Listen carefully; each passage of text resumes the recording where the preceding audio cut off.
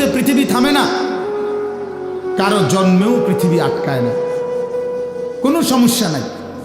কিন্তু দোস্ত আমার, আমরা প্রত্যেকেই আলাদা আলাদা নিজ নিজ কবরে ফিরে যাব, এটা মনে রাখতে হবে। আলাদা আলাদা নিজ নিজ কবরে ফিরে যাব আমরা। কাজেই একাকী হতেই হবে, একদিন একাকী আল্লাহ তাআলার মুখোমুখি হইতে হবে। সেদিন টের পাবেন, সেদিন টের পাবেন। কোরআন শরীফে আছে, আলহাকুমুত তাকাসুর হাত্তা জুরতুমুল মাকাবির কাল্লা সাউফা তা'লামুন। আল্লাহ বলে, বান্দা দুনিয়ার নেশায় আখিরাত ভুলে গেলা তো মনে রেখো, একদিন কবরস্থানেই পৌঁছবা, আর সেদিন আমি আল্লাহ তোমাকে জানাবো আমার প্রতিটা নাফরমানির শাস্তি কি। আমি জানাবো বান্দা, আমি দেখাবো তোমার, তুমি দেখবা বান্দা, আমি তোমাকে দেখাবো, আমি তোমাকে বুঝাবো। এজন্য দোস্ত, নওজোয়ান, প্রিয় সাথী, এটা মনে রেখো বাপ, আত্ম উপলব্ধি, আত্মপরিচয়, আত্মসম্মান, আত্মমর্যাদা অনেক বড় সম্পদ। এটা বুঝা যে আমি কে, আসলে আমি একজন মুসলমান, আমার বাবা মুসলমান, আমার মা মুসলমান, আমার বংশ মুসলমান, আমার গোটা মহল্লা মুসলমান, আমি ইমানদারের সন্তান, অথচ আমি এক ওয়াক্ত নামাজ পড়ল না। 365 দিনে, খোদার এক বছরে কোনোদিন ফজরের নামাজ পড়ল না। এটা মুসলমানের বাচ্চা, এটা মানুষের বাচ্চা, এইটা জানোয়ার না তো জানোয়ারটা কেটে? এ জানোয়ার না তো জানোয়ার কে? তাইলে কে জানোয়ার? তাইলে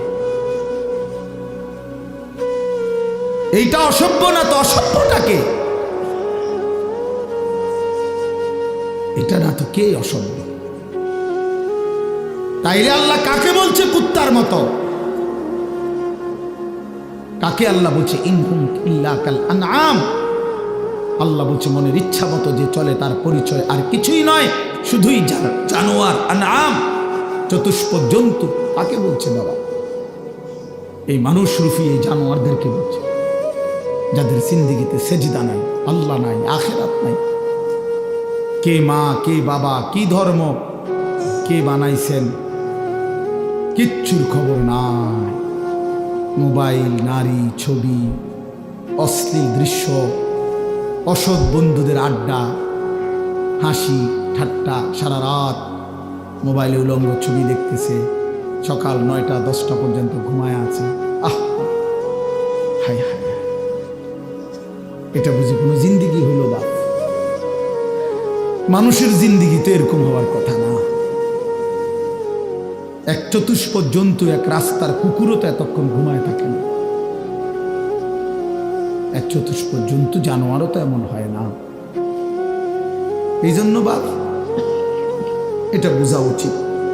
প্রিয় ভাই আমার, ছেলেরা আমার, কোনো একজনও যদি বুঝে থাকো তো তুমি মনে মনে হিসাব মিলাই, তোমার বন্ধুর লগে না, তুমি একা হিসাব মিলাই দাও। আসলে আমি কে? কে আমাকে বানাইলেন? কেন বানাইলেন? আমি কোত্থেকে আসলাম? তিনি আমার কাছে যা চাচ্ছেন আমি তা করছি কিনা? আমি যা করছি আমার আল্লাহ তা চাচ্ছে কিনা? প্রতিদিন নিয়মিত যে মানুষগুলো মৃত্যুবরণ করে তারা কোথায় যায়? কে তাদেরকে নিয়ে যায়? কেউ তো মরতে চায় না, কিন্তু কেউ তো থাকতেও পারে না। কোন অদৃশ্য মালিক তাদেরকে নিয়ে যাচ্ছে। বন্ধু, এতটুকু বিবেক যদি না খাটাও, বাবাদেরকেও বলি, আপনিও যদি না খাটান, আখিরাত যদি না মিলান, কেমনে কবরে যাইবেন না? কেমনে যাইবেন? খাট পালং আর সোফা ফার্নিচার বানাইয়া হিসাব মিলাই নিলেন, মানুষের দেখাইলেন খাট পালং সোফা, বিল্ডিং, দালান, টাইলস, জমি, গাড়ি। আহা বাবা, এগুলো কি মিলাইয়া গেলে? এগুলো তো আপনার আগেও পৃথিবীতে ছিল, আপনার পরেও থাকবে এই পৃথিবীতে, কিন্তু আপনি কবরে কি নিয়ে যাচ্ছেন? আল্লাহ নবী সাল্লাল্লাহু আলাইহি ওয়াসাল্লাম বলছেন, ইয়াতবাউল মাইয়িতা সালাসাতুন, কোন মৃত ব্যক্তির সাথে, লাশের সাথে কবরস্থান পর্যন্ত 3 জিনিস যায়, আহলুহু ওয়া মালুহু ওয়া আমালুহু। তার পরিবারের সদস্যরা সাথে যায়, কিছু সম্পদ মাল, এই যে লাশের একটা খাটিয়া, আগরবাতি, একটা কাপড় ইত্যাদি ইত্যাদি ছোটোখাটো কিছু ঠুনকো মাল সামান্য, এগুলোও সাথে যায়। আর ও আমালুহু, তার সারা জিন্দিগির আমল কর্মকাণ্ড সেটাও তার সাথেই যায়। ফায়ারজিউ ইসনান ওয়া ইয়াবকা ওয়াহিদ, 2 জিনিস ফিরে আসে, এক তার বংশধর পরিবার মহল্লাবাসী ফিরে আসে, এবং ওই খাট কাপড়গুলোও ফিরে আসে। আর শুধুমাত্র তার আমল ভালো কিংবা মন্দ ওইটাই তার কবরের সাথে থেকে যায়। এই জন্য দোস্ত, আমরা আমাদের 1 সেকেন্ড, 1 ঘন্টা, 1 মিনিট, একটা নিঃশ্বাস যেটা একবার পড়ছে, এটা আর কোনো দিন আমরা হিসাবের বাহিরে আড়াল করতে পারবো না। কোরআনুল কারীমের মধ্যে আল্লাহ বলছেন, লা ইউগাদিরু সাগীরাতান ওয়ালা কাবীরাতান ইল্লা আহসাহা। এই ফেরেশতারা ডান কাঁধে বাম কাঁধের ছোট থেকে ছোট, বড় থেকে বড় জীবনের প্রতিটা স্পন্দন, প্রতিটা নিঃশ্বাস পর্যন্ত আল্লাহর কসম আমলনামার মধ্যে উঠায় রাখছে। 24 ঘন্টার 1টা মিনিট বাবা, ছেলেরা সবাইকে বলি, আমাকেও বলি, আড়াল করার কোনো সুযোগ নাই, কোনো সুযোগ নাই বন্ধু। কোনো রাত, কোনো দিন, কোনো ঘন্টা, কোনো মিনিট, সেকেন্ড আর কোনো দিন আমার আড়াল করবার সুযোগ নাই আল্লাহর কাছ থেকে। এই জন্য আমরা যদি এটা না বুঝি বাবা, অনেক নওজোয়ান, তোমরা চেহারা সুরত দেখলে বোঝা যায় বাপ কতদিন হয় নামাজ পড়ো না। তোমার মালিকরে এমন ভুলা কেমনে বলল? কোন মার ঘরে জন্ম নিলা, কোন বাবার ঘরে বড় হইলা, বাপেরই বা এত বড় বেইজ্জতি কেমনে করলা, মারে এত বড় অপমান কেমনে করলা? মা তো পরিচয় দিছে মুসলমান, বাবাও তো জানে তুমি মুসলমান, তুমি নিজেও তো জানো তুমি মুসলমান। মুসলমান এমন হয়, মুসলমান এমন হয় যে 1 ওয়াক্ত নামাজ পড়তে মন চায় না, এটা মুসলমানের বাচ্চা। ঠিক মতো কখনোই পেশাব পায়খানা করে পাক পবিত্র শরীয়ত মতে হয় না, এটা মুসলমানের বাচ্চা। 24 ঘন্টা নারী ছবি ছাড়া, নাটক সিনেমা ছাড়া, টেলিভিশন সিনেমা ছাড়া, নর্তকী দেখা ছাড়া জীবন যার কাটে না, এটা মুসলমানের সঙ্গে। মুসলমান এমন হয়। এই জন্য আমার বন্ধু, আমি অনুরোধ করছি প্রত্যেকের কাছে, আমাকেও বলি, আপনাদেরকেও বলি, নওজোয়ান ছেলে তোমাদেরকেও বলি, বা একজন হইলে একজনই মনে রাখো, নিজের হিসাব কইরো বাপ। ওয়ালতানদুর নাফসুম মা কদ্দামাত লিগাদ। আল্লাহ তাআলা বলছে প্রত্যেকটি প্রাণ, প্রতিটা আত্মা আলাদা হিসাব করো, লক্ষ্য করো আজকের দুনিয়া থেকে আগামীকালকের আখিরাতের জন্য কি পাঠিয়েছ। চোখ বন্ধ করলেই মৃত্যু থামবে না, ভুলে গেলেও মৃত্যু থামবে না, না বুঝলেও মৃত্যু থামবে না। বুঝে আসলেও মরে যাবেন, না বুঝলেও মরে যাবেন। চোখ খোলা থাকলেও মরে যাবেন, চোখ বন্ধ থাকলেও মরে যাবেন। হাসলেও মরে যাবেন, কাঁদলেও মরে যাবেন। রাজপ্রাসাদের অট্টালিকায় থাকলেও মরে যাবেন, জীর্ণ কুঠির কুড়ে ঘরে থাকলেও মরে যাবেন। প্রিয় বন্ধু, যেটাকে আড়াল করার কোনো সুযোগ নাই, মৃত্যুকে পাশ কাটবার কোনো সিস্টেম নাই, কোনো সিস্টেম নাই। 7 মহাদেশের মালিকও যদি হয়, 7 রাজার ধনও যদি কেউ পায়, তারপরেও যেহেতু মৃত্যুকে বাদ দেওয়ার, আড়াল করবার কোনো সিস্টেম নাই, অতএব প্রস্তুতি নেওয়া এটাই বিবেকবানের উচিত। কারণ যেহেতু আমি মৃত্যুকে আড়াল করতে পারবো না, অতএব মৃত্যুর জন্য প্রস্তুতি নেওয়া এটাই চূড়ান্ত বুদ্ধিমান। কোনো সুযোগ যেহেতু নাই, কোনো সিস্টেম যেহেতু নাই, পৃথিবী সৃষ্টির শুরু থেকে আজ পর্যন্ত যেহেতু এমন কোনো সিস্টেম নাই, অতএব মরতেই হবে। হবে কিনা বাপ বলেন না সবাই, হবে কিনা? মরতেই হবে। এজন্য আখিরাতের প্রস্তুতি নেওয়া, কবরের প্রস্তুতি নেওয়া, পরকালের ফিকির করা, এটাই মোমেনের জিন্দেগি। মুসলমান তাকেই বলে, মুসলমান তাকেই বলে। ওই দেখেন ওই অপদার্থ কি করে, কত বড় অসভ্য দেখছেন, আবার হাসে বেয়াদব। এই বেয়াদব এমনই হয়, অসভ্য এমনই হয়। ওই যে বললাম শাহওয়াত, মনের চাহিদা, যে হুজুর তোমার বাপও যদি মানা করে, আমি তো কারো কথাই শুনি না, তুমি হুজুরের কথা শুনবো কিতাম, আমি তো জীবনে কারো কথাই শুনি না, আমার আবার হুজুর কি আর পাবলিক কি, আমি তো চলি আমার মতো করে। বুঝলেন না? এই জিন্দেগি, এটাই জীবন।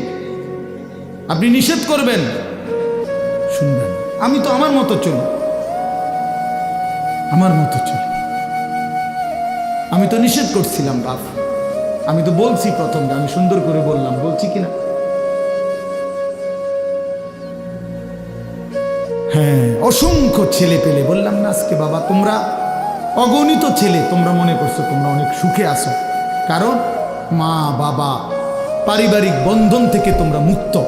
অর্থাৎ তোমাদের বাবা আর তোমাদেরকে ফেরাইবার জন্য সাহস করে না, তোমাদের মা আর তোমাদেরকে দিনদার বানাবার ফিকির ছেড়ে দিছে, মহল্লার বাসী ছেড়ে দিছে, তোমাদেরকে ছেড়ে দিছে। বাপ, তোমরা এখন বন্ধুদের আড্ডায় ঘন্টার পর ঘন্টা, বাকি টাইমে একাকী যখন হও, সারা রাত মোবাইল। তার মানে তোমার কোনো মা নাই, বাবা নাই, অভিভাবক নাই, কেউ তোমারে রাগ দিবে, ডাক দিবে, কেউ তোমারে ফিরাবে। আপন ঘরে ঘুমায়, মা বাপ জীবিত, কিন্তু একটা দিন চোখের পানিও পড়ে না, বলেও না আমার 365 দিনে আমার 16 বছরের ছেলেটা একদিনও ফজরের নামাজ পড়ে না। এত বড় জানোয়ার মুসলমানের ঘরে কেমনে ঘুমায় বেটা? এত বড় জানোয়ার কেমনে ঘুমায় মুসলমানের ঘরে? তার বাপ কোথায়, তার মা কোথায়?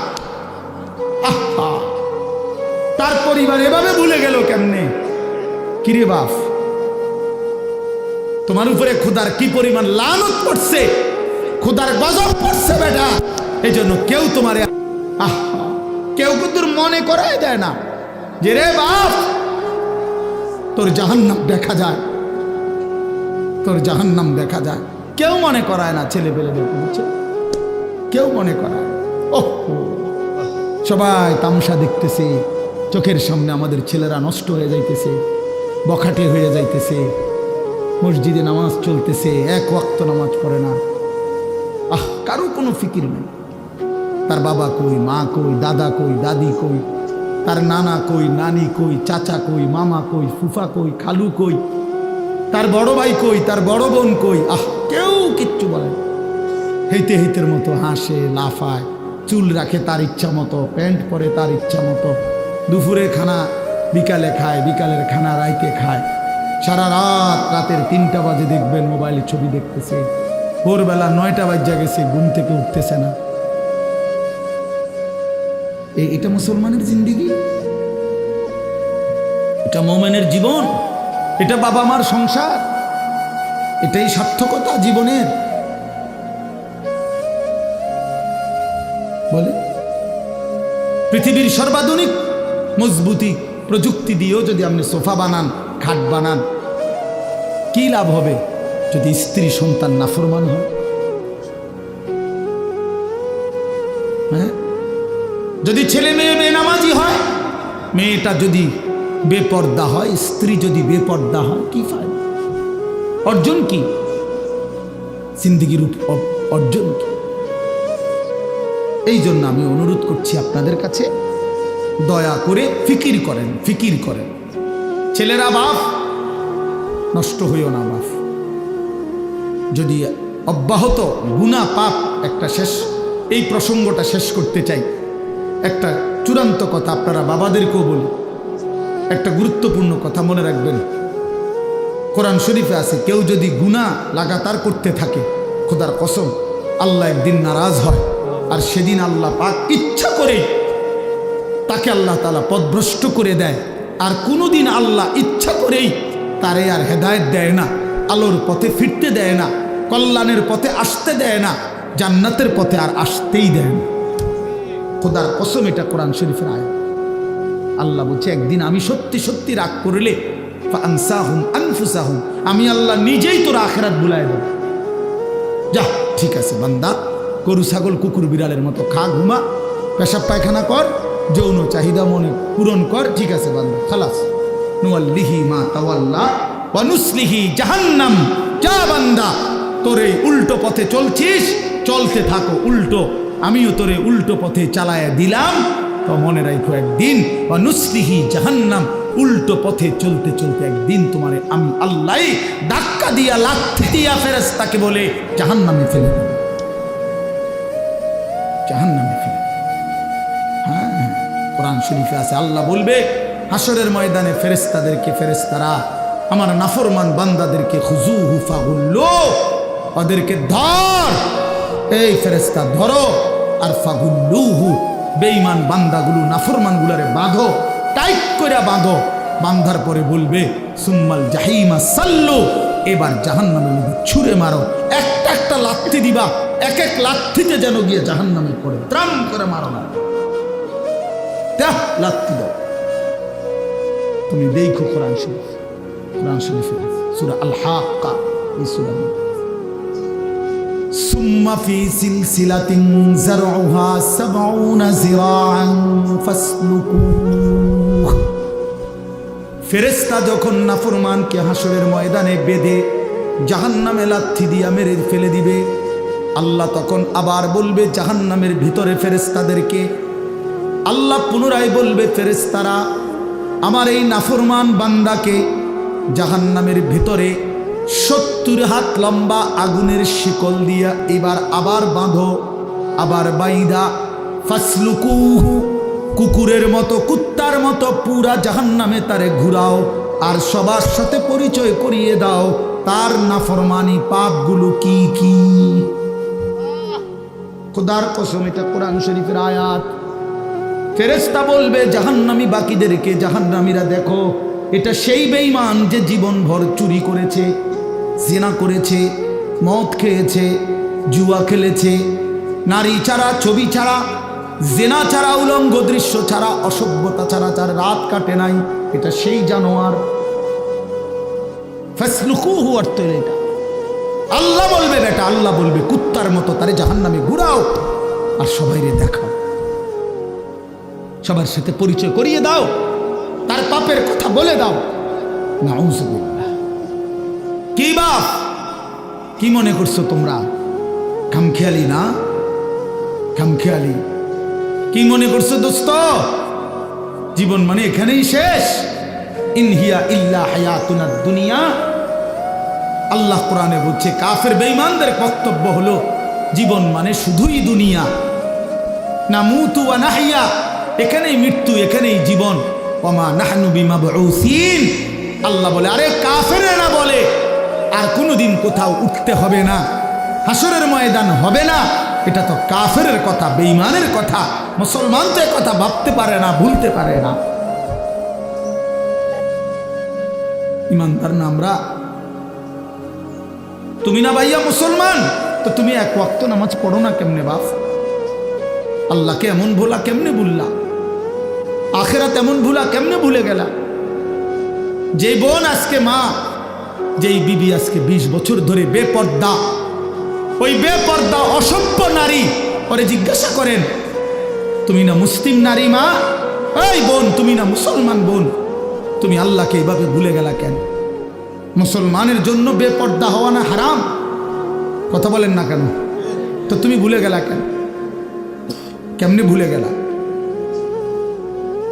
এই জন্য আমি অনুরোধ করছি আমরা প্রত্যেকেই ফিকির করেন, ইনসাফের সাথে ভাবে। ছেলেরা বাপ, আমি সত্য কথা বলছি, আমি জানি আমি অনেক শক্ত করেই বললাম, বাবা আমি তোমার পরিবর্তন চাই, আমি তোমার জিন্দেগির সৌন্দর্য চাই।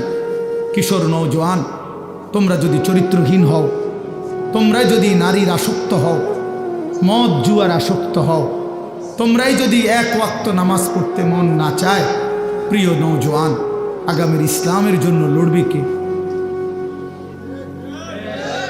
বলো বাপ, কালেমার জন্য লড়বে কে? ইসলামের জন্য জীবন বাজি রাখবে কে? তাই আমার নবী সাল্লাল্লাহু আলাইহি সাল্লামের সেই দাঁত ভাঙ্গা ইসলাম, তায়েফের রক্ত মাখা ইসলাম আমরাই আমাদের হাতে ফেলে দিলাম, আমরাই ছুড়ে দিলাম। আমাদের নবীকে আমরা বলে দিলাম আপনার তায়েফের রক্ত আমরা ভুলে গেছি, আপনার উহুদের দান দান শহীদ করা রক্ত আমরা ভুলে গেছি, আপনার সেই পেটে পাথর বাঁধা ক্ষুধার কষ্ট আমরা ভুলে গেছি। আমরা আপনাকে চাই না, আমরা ইহুদি খ্রিস্টান বেঈমান ফুটবল ক্রিকেটের খেলোয়াড় কিংবা মোবাইলের কোনো নারী নর্তকী তাকে নিয়েই আমরা পড়ে আছি। আহা আহা, আল্লাহ নবী সাল্লাল্লাহু আলাইহি ওয়াসাল্লামের কাছে কিন্তু উম্মতের আমল শোনানো হয়। মদিনার রওজা পাকে নবী সাল্লাল্লাহু আলাইহি ওয়াসাল্লাম তো হায়াতুন নবী, তিনি তো জীবিত, জানেন না এটা? কথা বলেন না কেন? তিনি তো কি হায়াতুন নবী, তিনি তো জীবিত, সেখানে সশরীরে জীবিত, সশরীরে জীবিত।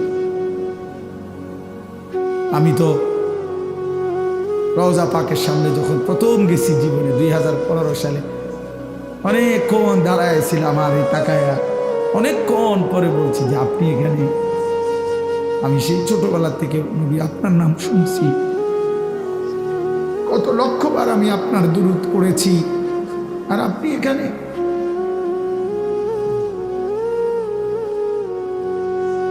তো আল্লাহ নবী সাল্লাল্লাহু আলাইহি সাল্লামের কাছে উম্মতের আমল নামা শোনানো হয়, ফেরেশতারা শোনায়। আপনার উম্মতের আনিস আজ 1 সপ্তাহ যাবত এই করেছে। নবী সাল্লাল্লাহু আলাইহি সাল্লামের উপরে কেউ যখন দুরূদ শরীফ পড়ে, আল্লাহ নবী সাল্লাল্লাহু আলাইহি সাল্লাম বলেন সঙ্গে সঙ্গে ফেরেশতা ওই ব্যক্তির নাম এবং বাবার নাম সহ আমি রাসূলের সামনে পেশ করি, বিইসমিহি ওয়া বিইসমি আবিহি। ওই ব্যক্তির নামও বলে, তার বাবার নামও বলে, নবী সাল্লাল্লাহু আলাইহি সাল্লামের সামনে শোনানো হয়। তো আচ্ছা, মনে করেন আমার এই বন্ধু, ওনার নাম হলো হাফেজ মাওলানা আবু হানিফ ভাই। এখন কেউ মনে করেন আমার কাছে ওনার নাম খুব বলে আইসা আইসা, তো কোনো একদিন যদি 6 মাস পরেও 6 বছর পরেও উনি যদি আমার সামনে আইসা বলে যে হুজুর আমার নাম আবু হানিফ, তখন আমি কি বলবো? আরে আপনি না, আপনার কথা আমি কত শুনছি, অনেকেই আপনার কথা বলে, বারবার বলছে। খোদার কসম, যেই উম্মত রাসূলুল্লাহ সাল্লাল্লাহু আলাইহি সাল্লামের সুন্নাতকে অনুসরণ করেছে, দুরূদ শরীফ পড়েছে, নবীজি সাল্লাল্লাহু আলাইহি সাল্লামকে অনুসরণ করেছে, তো তার নাম তো নবী সাল্লাল্লাহু আলাইহি সাল্লামের সামনে বারবার উচ্চারণ নিছে। হাসরের ময়দানে সেই উম্মত গিয়ে যখন নিজের আমল নামা নিয়ে বলবে ইয়া রাসূলুল্লাহ আমি আনিসুর রহমান, আল্লাহ নবী বললেন ও আচ্ছা তুমি, তোমার নাম তো ফেরেশতারা আমার কাছে প্রায়ই বলতো, আমি অনেক শুনছি তোমার নাম, আমি তোমার নাম অনেক শুনছি, আমি তো শুনছি তোমার নাম, তুমি সেই নাম। এই জন্য বন্ধু আমার, দোস্ত আমার, হাসরের ময়দানে তো রাসূলুল্লাহ সাল্লাল্লাহু আলাইহি ওয়াসাল্লামের সামনে আমল নামা দিতে হবে। সুপারিশ করবে না উনি, তো আপনি আমল নামা কাগজপত্র দিতেন না? কথা কয় না, সুপারিশের কোনো নিয়ম কানুন নাই, কথা বলেন না কেন? কোনো নিয়ম কানুন আছে কি না? তো আপনি আপনার ফাইল দিবেন না, ফাইল না দিলে সুপারিশ করব কি? তা আপনি যখন নিজের আমল নামা দিবেন, আল্লাহ নবী সাল্লাল্লাহু আলাইহি সাল্লামের হাতে, আমার বাপ, আমার নওজোয়ান নবী যখন চোখ মিলায় দেখবে 30 বছর সুদের লেনদেন, 30 বছর টানা মিথ্যাই বলেছে, 30 বছর ধরে প্রতিদিন গালিয়ে দিছে, 30 বছর ধরে তার স্ত্রী বেপর্দা, 30 বছর ধরে প্রতিদিন ঘরে রঙিন টেলিভিশনে নাচ গান সিনেমা নাটক নর্তকীর ছবি চলছে, 365 দিনের এক একটা বছরে কোনো দিন ফজরের নামাজ পড়ে নাই, এগুলো কি আমল নামার মধ্যে লেখা থাকবে না? কথা বলেন না কেন?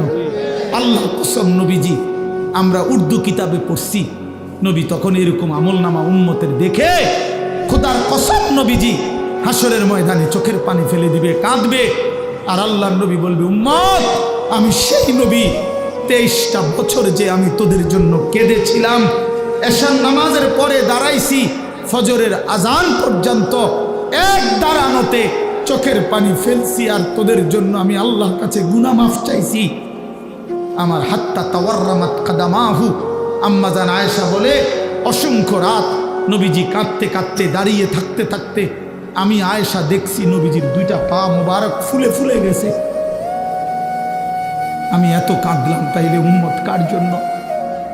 আমার তায়েফের রক্তে সারা দেহ রক্তাক্ত হয়ে আমার পায়ের জুতা আর পা রক্তে জমাট বাইধা গেছে। আমার জুতা আমি খুলতে পারতেছিলাম না। আমি ক্ষুধার কষ্টে পেটে দুইটা পাথর বাঁধছিলাম। আমি উহুদের দান শহীদ করা রক্তে উহুদের জমিনে আমি পড়েছিলাম। আমার ঘরের চুলায় 3 মাস আগুন জ্বলে নাই। দোস্ত আমার, বন্ধু আমার, নবী জিজ্ঞেস করে, উম্মত এত রক্ত, এত চোখের পানি, এত ক্ষুধার কষ্টের আমার 23 বছরের বিনিময়ে এই আমলনামা, এই আমলনামা? তুমি না আমার শ্রেষ্ঠ উম্মত, আমি না শ্রেষ্ঠ নবী? তো আমি এই আমলনামা নিয়ে কেমনে মালিকরে দেখাবো? আমি কেমনে দেখাবো যে আল্লাহ, আয় মাওলা, এটা আমি শ্রেষ্ঠ নবীর শ্রেষ্ঠ উম্মতের আমলনামা? এটা কিভাবে দেখাবো? এই জন্য আমরা এই কিতাবে পড়ছি উর্দুতে যে নবী তখন বলবে, উম্মত তুমি আমার এত বড় বেইজ্জতি কেমনে করবে? আজ হাসরের ময়দানে তুমি আমার উঁচা মাথা ছোট করে দিলা উম্মত। আমি তো এমনটা আশা করি নাই, আমি তো এমনটা আশা করি নাই। আমি তো 23টা বছর কোনোদিন ঠিক মতো খাই নাই, ঘুমাই নাই। আমি তো 23টা বছর দুয়ারে দুয়ারে ঘুরছি, কभी আরশ पर कभी फरश पर, कभी उनके दर कभी दर बदर, गमे आशिकी तेरा शुक्रिया, मैं कहाँ कहाँ से गुजर गया। কই থেকে কই ছুটছি, কখনো হাটে, কখনো ঘাটে, কখনো মাঠে, কখনো বাজারে, কখনো একজনকে, কখনো 10 জনকে ধাক্কা দিছে। উটের পোঁছা নারী বুড়ি আমার পিঠে চাপায় দিছে। আবু লাহাব আমারে গামছা দিয়া ধরে টাইনা কাবা ঘরের সীমানার থেকে টেনে বের করে দিছে। আবু জাহেল আমারে ধাক্কা দিতে দিতে খানায় কাবার সীমানার থেকে বের করে দিছে। আমি এত অপমান সইলাম, এত বেইজ্জতি সইলাম, আমি এত পাথরের আঘাত সইলাম, বিনিময় উম্মত তোদের কাছে আমার এই কলিজা ছেঁড়া রক্ত ভেজা দিন দিয়ে গেলাম, ইসলাম দিয়ে গেলাম, কোরআন দিয়ে গেলাম, সবকিছু এভাবে ছুঁড়ে ফেলে দিছ। আজ 30 বছরে যে নবীর কথা মনে পড়ে নাই, 60 বছর বয়স এখনো বিড়ি সিগারেট খান মিয়া, কেমনে নবীজির সামনে দাঁড়াইবেন? এই উম্মত, এই মুসলমান, আল্লাহর সাক্ষী রেখে আজকে রাতে ঘুমাইবার আগে একবার ভাইবেন, একবার ভাইবেন, একবার। 60 বছর বয়সেও বিড়ি সিগারেট ছাড়তে পারেন নাই, 60 বছর বয়সেও গালি দেওয়া বন্ধ করতে পারেন নাই, 60 বছর বয়সেও চা দোকানে নাচ গান বেড়ি দেখার অভ্যাস ছাড়তে পারেন নাই, 60 বছর বয়সেও সুদের টাকা নিচ্ছেন, কিস্তিতে টাকা নিতেছেন। আরে হারামখোর, কেমনে নবীর সামনে দাঁড়াইবা? কেমনে দাঁড়াইবা বাপ? ওই চাচা,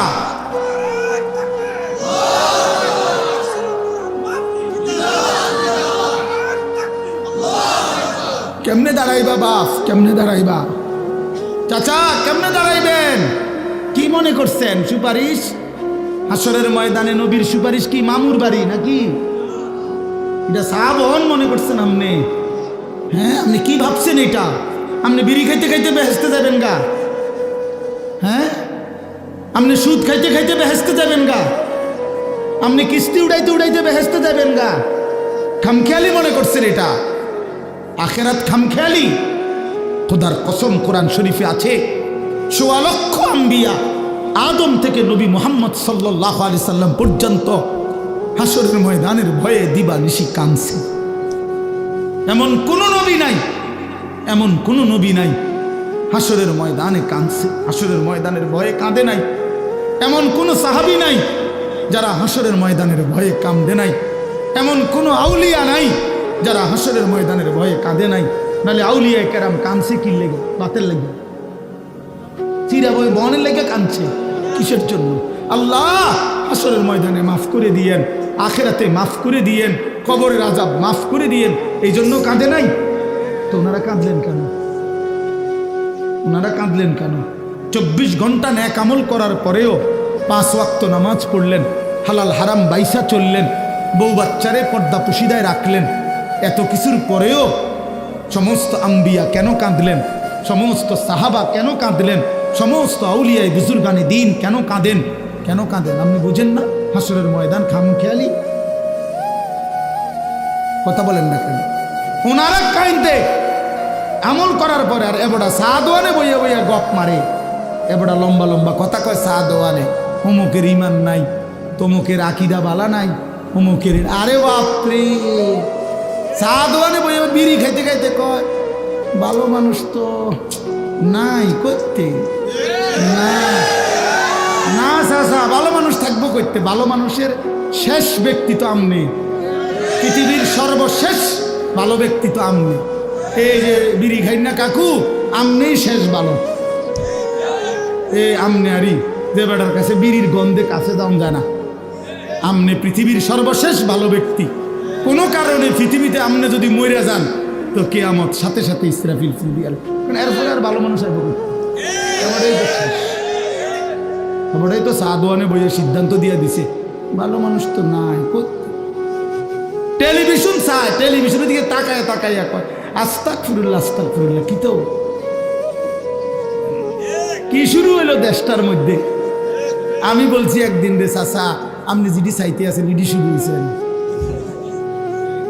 কি শুরু হয়েছে মানে? নাটক শুরু হয়েছে, সিনেমা শুরু হয়েছে, আর বেডির নাচ শুরু হয়েছে।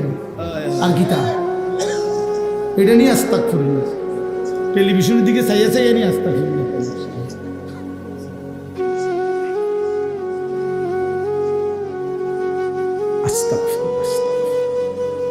কথা শেষ। আমার বলার উদ্দেশ্য হলো, আমি আপনাদের কাছে এতটুকুই বুঝাইতে চাইছি। আমার বাপ আপনাদের সামনে আমার মজার মূল বক্তব্য এটাই, ভাবতে শিখেন। কবর ভুলে গেলে হবে না, পাশ কাটলে হবে না। আপনি পাশ কাটতে যাইতে পারতেন না, এনে যাইতে হবে এটার ভিতরে, ঠিক কি না বলেন না? আরে নওজোয়ান বলো না? তাইলে বন্ধু আমার বাপ, তুমি যেমন পড়ালেখা করছো আমিও পড়ালেখা করছি। আমি জেনারেল লাইনেও পূর্ণ পড়ছি, মাদ্রাসার লাইনেও পুরা পড়ালেখা করছি। এই জন্য বন্ধু, আমি সায়েন্স পড়ছি, আমি কুমিল্লা ভিক্টোরিয়া কলেজ থেকে মাস্টার্স পাস করছি, আমি বিজ্ঞান বিভাগ থেকে এসএসসি পাস করছি। রাখি, অতএব তুমি আমার অনুরোধ করছি, নওজোয়ান তুমি ভুল করো না, তুমি ভুল করো না। শুধু ভাত মাছের হিসাব মিলাইলে হতো না, শুধু একটা চাকরি, একটা ব্যবসা, একটা বিয়া, একটা বিল্ডিং, একটা বিদেশ, বন্ধু আমার একটা মোটর সাইকেল, এতটুকুর হিসাব মিলাইলে হবে না দোস্ত। আমরা মুসলমান, আমাদের আখেরাত আছে, আমাদের কবর আছে। আর আপনারা যারা বাবা আছেন, অভিভাবক, আপনাদের কাছে অনুরোধ, আপনি এই সংসারের দিকে তাকাইয়া দেখছেন, বিল্ডিং করছেন, সোফা বানাইছেন, খাট বানাইছেন, আমার বাপ এতটুকু হিসাব মিলাইয়া মুসলমান কবরে গেলে হবে না। আমার জিফুতের লেগে খাট সংসারে সব করে দিয়ে আইছি। কি করে দিয়ে আসছে? এই সোফা টোফা এডি 20 বছর পরে দেখবেন আপনি আইলে কিচ্ছু নেই। 20 বছরের মাথাত কবর থেকে আইসা যদি দেখেন আমনের বানানো ফার্নিচার, একটা বদনাও, একটা লোডা ঘরের মধ্যে নাই, সব ফালাই দিছে। এগুলো আর এখন চলে না। জিঙ্গাইলে কইব দাদা ঠিক আছে আপনি বানাইছেন যত্ন করে, কিন্তু ওই মডেল এগুলো এখন আর চলে না, এগুলো আমরা ফেলে দিছি আরো 5-7 বছর আগে। যদি আপনি আইবেন জানতাম কবর থেকে, তাহলে না হয় টাঙ্গায় রাখতেন। কথা বুঝছেন? আসলে কি ফেলে দিবে, দুনিয়া ফেলে দেয়, আপনার সন্তানই ফেলে দিবে, আপনার নাতি নাতনি দুনিয়া ফেলে দিবে। অতএব আমাদের জিন্দেগি আখেরাত, আমাদের জিন্দেগি কি বলেন? মোমেনের জীবন আখেরাত, মোমেনের হায়াত আখেরাত, মোমেনের রাত আখেরাত, মোমেনের দিন আখেরাত, মোমেনের হাসি আখেরাত, মোমেনের কান্না আখেরাত, মোমেনের স্বপ্ন আখেরাত, মোমেনের কল্পনা আখেরাত, মোমেনের পরিকল্পনা আখেরাত। অতএব এই আখেরাতের পরিকল্পনাকে সামনে রেখে আমরা আমাদের সামনে মাহে রমজান, এই মাহে রমজানকে সামনে রেখে আর মাত্র 20-21 দিন মাত্র আছে। এই মাহে রমজানকে সামনে রেখে আমি অনুরোধ করছি, দয়া করে প্রত্যেকেই ইনশাআল্লাহ, নওজোয়ান ভাই তোমরাও বাবা, বয়স্ক বাবা আপনারাও, পর্দার আড়ালের মা বোন আপনারাও, হাত জোড় করে বলি, আমি আপনাদের ছেলে কারো, আমি আপনাদের কারো ভাই, আপনাদের কারো সন্তান, আপনাদের কারো নাতির বয়সীও হতে পারি আমি আপনাদেরকে অনুরোধ করছি। আর ছেলেরা তোমরা আমার সন্তান, তোমরা আমার ভাই, আমারও তো 15 বছরের সন্তান আছে। অতএব যাদের বয়স 15-16 ধরে নাও তুমি আমার সন্তান। আর এর চাইতে বড় যারা, তুমি আমার ছোট ভাই, আমারও তো ছোট ভাই আছে। আমি চাই না আমার সন্তান নষ্ট হয়ে যাক, আমি চাই না আমার ছোট ভাই বরবাদ হয়ে যাক, আমি চাই না আমার বাপ চাচা দাদা জাহান্নামী হোক। এই আশা নিয়ে আমি অনুরোধ করলাম, মাহে রমজানকে সামনে রেখে চলেন গুনাহ ছেড়ে দেন। হিম্মত করি বাপ, ছেলেরা বলো না বাবা, একটা মজবুত সিদ্ধান্ত নিয়া নারী ছবি, অশ্লীলতা, মোবাইলের আসক্তি, নারীর আসক্তি, মদ জুয়া, নাচ গান বন্ধু ছেড়ে দাও। হিম্মত করো, তুমি পারবা ইনশাআল্লাহ, তুমি পারবা। বাবা চাচাদেরকে বলি, হারাম রোজগার ছেড়ে দেন, বিড়ি সিগারেটের অভ্যাস ছেড়ে দেন, চা দোকানের আড্ডা ছেড়ে দেন। মা বোনদেরকে অনুরোধ করি, বেপর্দার জিন্দেগি ছেড়ে দিয়ে সিদ্ধান্ত নেন, এবারের রমজান গুনাহমুক্ত রমজান। বলেন ইনশাআল্লাহ, এবারের রমজান বন্দেগীওয়ালা রমজান। আল্লাহ বলবে, বান্দা ঠিক আছে, যদি 30 দিন গুনাহ থেকে বাঁচতে পারো, 30 দিন যদি আমার বন্দেগীতে ইবাদতে লেগে থাকতে পারো, আল্লাহ বলে, বান্দা ওয়াদা দিলাম লাআল্লাকুম তাত্তাকুন, 30 দিনেই তোমারে 1 মাসে মুত্তাকি বানাইয়া ঈদের দিন জান্নাতের ফ্লাইটে উড়াইয়া দেব। 1 মাসেই জান্নাতি, 1 মাস। একটা রমজান তুমি 30টা দিন গুণনা আমারে সময় দাও, 31 দিন লাগবে না বান্দা, ভাল লাগলে 29 দিনেই আমি রেজাল্ট দিয়ে দেব। 30 বা 29 বান্দা, কথা এক কথা, তুমি আমার হুকুম মানবা, আমি তোমারে মুত্তাকি বানিয়ে দেব, 30 দিনেই জান্নাতি বানায় দেব। এই জন্য মাহে রমজান জান্নাতের মাস, মাহে রমজান আখিরাতের মাস, মাহে রমজান নিজের জীবন সাজিয়ে তুলবার মাস। এই জন্য আমরা চেষ্টা করবো তো ইনশাআল্লাহ। কিশোর নওজোয়ান, 5 ওয়াক্ত নামাজ পড়ো, চরিত্রহীনতা ছেড়ে দাও বাপ। আমি অনুরোধ করছি, তোমরা যারা নওজোয়ান, 30 বছরের নিচে তোমরা যারা নওজোয়ান, আমার শেষ অনুরোধ, তোমরা যারা 30 বছরের নিচে তোমাদের বয়স, তোমরা যদি হিম্মত করো, তোমরা যদি ফজরের নামাজ সহ 5 ওয়াক্ত নামাজ পড়ো, ইনশাআল্লাহ আমরা আশা করি আগামীর ইসলামের পতাকা তোমাদের হাতে উঠবে ইনশাআল্লাহ। সারা পৃথিবীতে কালেমার পতাকা উঠবে ইনশাআল্লাহ।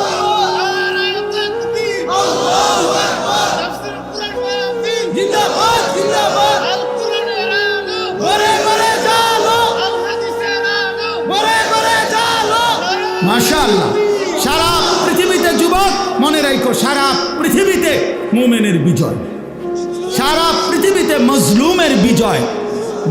ইনশাআল্লাহ দেখবা সময়ের ব্যবধান। ইসরায়েল যুদ্ধবিরতি দিয়ে পরাজয় স্বীকার করে যুদ্ধ বন্ধ রাখছে, 15 মাস লাগাতার যুদ্ধ করে, হত্যা করে, রক্তের বন্যা বইয়েও গাজা ফিলিস্তিনকে হারাইতে পারে নাই। ইসরায়েলের কুত্তারা হেরে গিয়ে যুদ্ধবিরতি দিয়ে কুত্তারা ইসরায়েলে ফিরে গেছে। অতএব এই অল্প সময়ের ব্যবধানে দেখবা ফিলিস্তিন এবং গাজাতে কালেমার পতাকা উঠছে ইনশাআল্লাহ। ইনশাআল্লাহ বললাম, ইনশাআল্লাহ। সিরিয়াতে কালেমার পতাকা উঠছে, আফগানিস্তানে কালেমার পতাকা উঠছে।